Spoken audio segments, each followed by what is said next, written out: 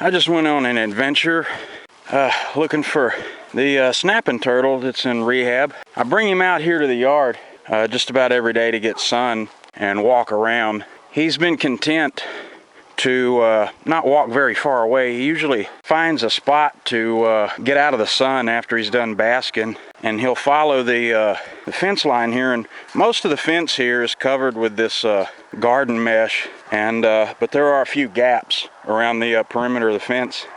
Normally I will find him after just a couple of minutes. He usually doesn't go far, but I guess he's feeling really good today. He's on his second course of antibiotics, on his 4th day of ampicillin.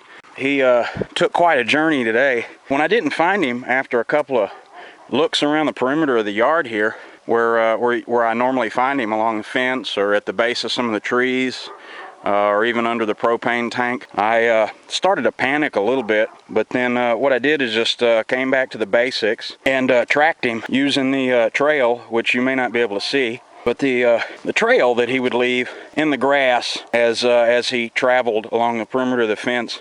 And I noticed the grass was pushed down in this direction, so I followed the trail. And right over here, there's a gap here where this wire ends. So then it got a little trickier. I had to pick up the trail again here, and it was real subtle. But I had to figure out where he entered the weeds here, and I was able to determine that it looked like he had entered right here, and there was more grass pushed over in this direction. So I just continued to follow the trail where the grass was pushed over. It got a little trickier here because we get into the pretty thick over here into the tumbleweeds and brambles and whatever. And so I come up the hill here,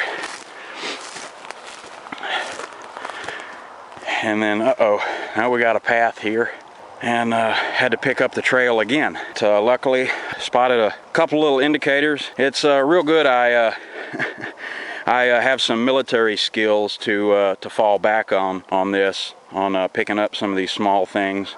But I noticed just a couple little key indicators here that look like he had entered the weeds here again. And then I knew I was on the right track when I come up here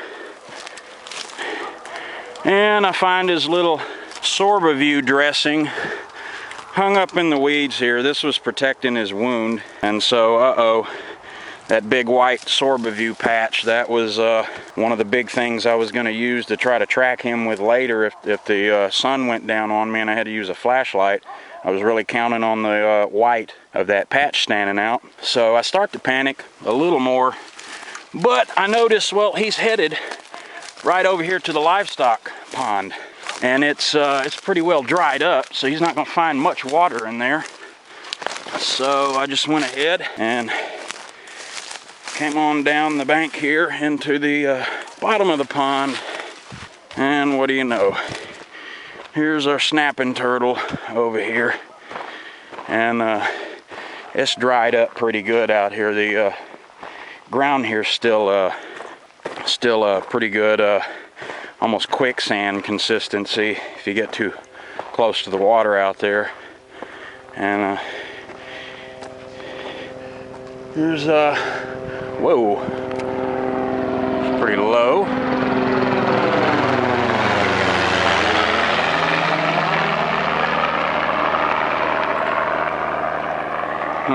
Objects are closer than they may appear on camera. That guy was barely above the treetops. Little Robinson R22.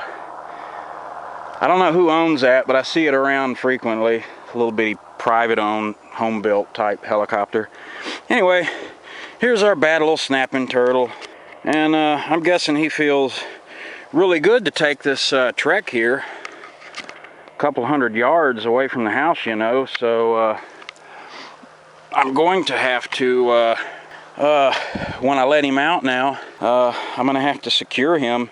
Can't take the chance on leaving him out to bask and roam around the yard anymore without being secured, because then I'm gonna lose him, and it's getting pretty Well, we're in December now, so for all intents and purposes, winter time.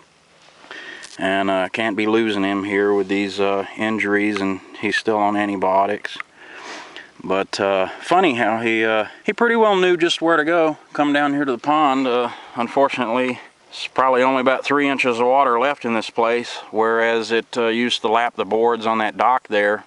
It's probably a good 12 feet. In the last couple years, all gone.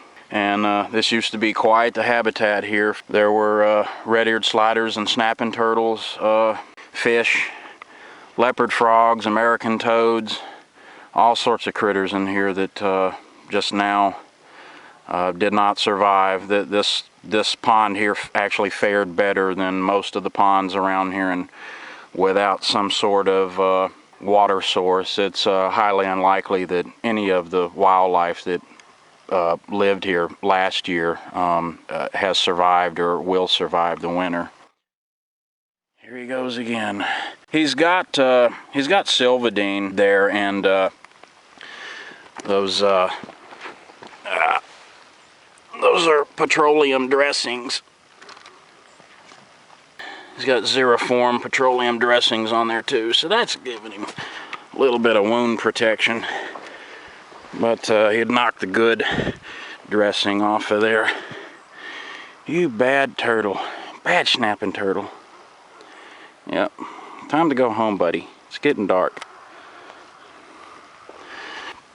But as you can see, he putts up with me.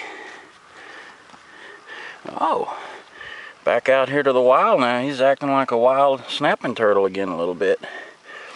Doing the whole gaping his mouth at me. He hasn't been doing that here the last few months. He was in rehab with me.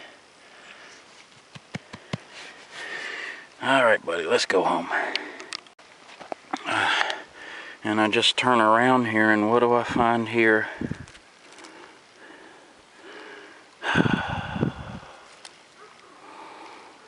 Yeah, this is the plastron of a turtle. Oh, there's the carapace.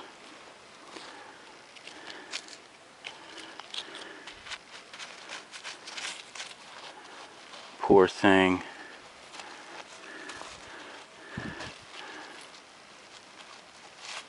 It's what's left of the carapace of a red-eared slider here that did not survive. Looks like it tried to dig in here to protect itself from the drought. Dug itself down here into the mud, and poor thing didn't make it.